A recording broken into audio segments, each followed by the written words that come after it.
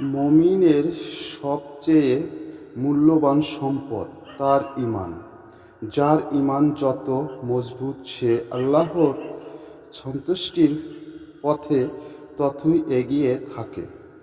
তাই ঈমানকে দুর্বল হতে দেওয়া যাবে না, বরং মজবুত ঈমানের উপর অটল অবিচল থাকতে হবে।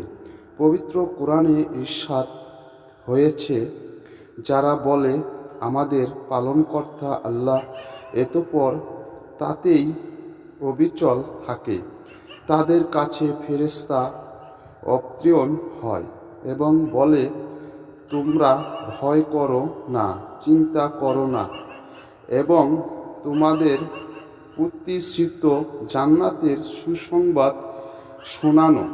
সূরা মুসসিলাত 30 নং।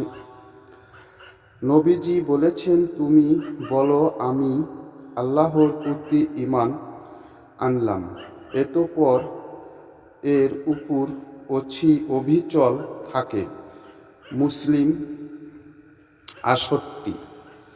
অবিরত গুনাহ করতে থাকলে ঈমান দুর্বল হয়ে যায়, ফলে ইবাদতের অবহেলা ও অলসতা তৈরি হয়। এক পর্যায়ে পাথরের মতো কঠিন হয়ে যায়।